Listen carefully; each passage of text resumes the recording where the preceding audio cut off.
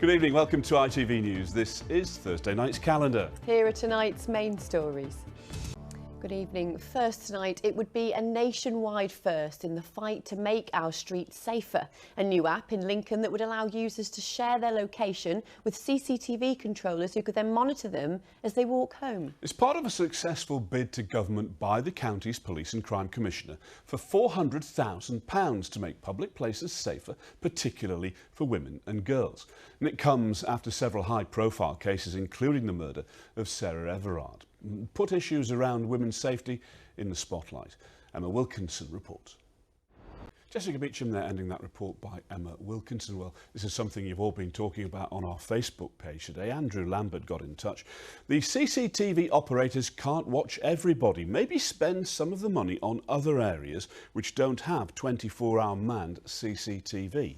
And Carol Irons-Green said, it's a fantastic idea. Bring it to all cities. It would make me feel safer walking the streets. Next one's from Susan Green. She pointed out it doesn't stop it happening. It just catches the person. Then the next excuse would be they don't have enough staff to cover the cameras.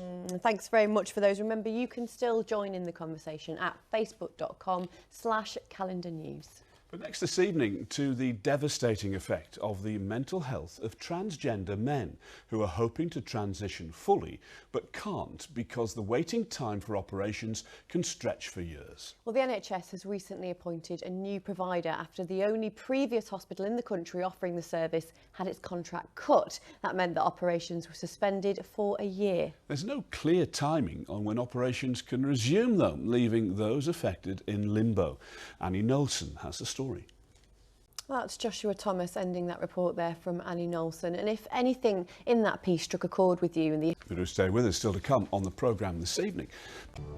The Humber Bridge is completely closing at the weekend for only the third time since it was built 40 years ago.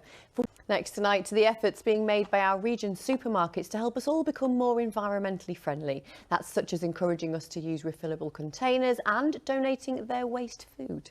But it's all for very good reason, as the world's leaders prepare to gather in Glasgow later this month to discuss climate change. As James Webster reports. The Dragon herself, Deborah Meaden, ending that report from James. And you can see more of how green is your supermarket. It's the Tonight programme this evening, 7:30 here on ITV. But before all that, it's the ITV Evening News, which continues at 6:30 with Mary Nightingale. He's such an eagle eye, always spots everything, by the way. No, but I mean, I wonder why we're allowed to go and sit there when it needs remedial work and nobody else is. Well, because, well, yeah, we've got to test it out. They've got to put someone in the forefront, isn't it? That's what we've signed up for. OK, so next, the highest-ranked women's football team in our region are hoping to break their attendance record this weekend. Yeah, Sheffield United women's side take on Liverpool in the Championship, the second tier of women's football. And the game will be played at Bramall Lane, which next year will also host 4 matches at the Women's Euros. Here's Chris Stokes. I wish them well. Now, next to a new campaign to bring positive role models into our region's primary schools and encourage pupils to think outside the box. Its research shows children as young as 5 already think about jobs in terms of gender stereotypes or what they see on telly.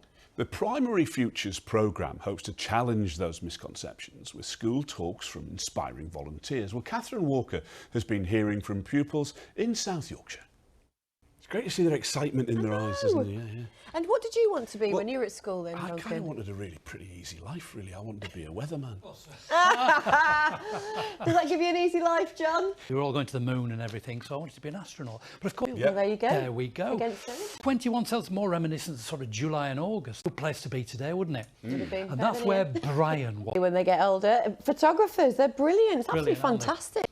Finally tonight, to a play telling the story of one of Hull's most famous daughters, the aviator Amy Johnson. That's set to land in her home city for the first time tonight. Yes, The Lone Flyer looks back on the life of the pilot who became the first woman to fly solo from England to Australia more than 80 years ago.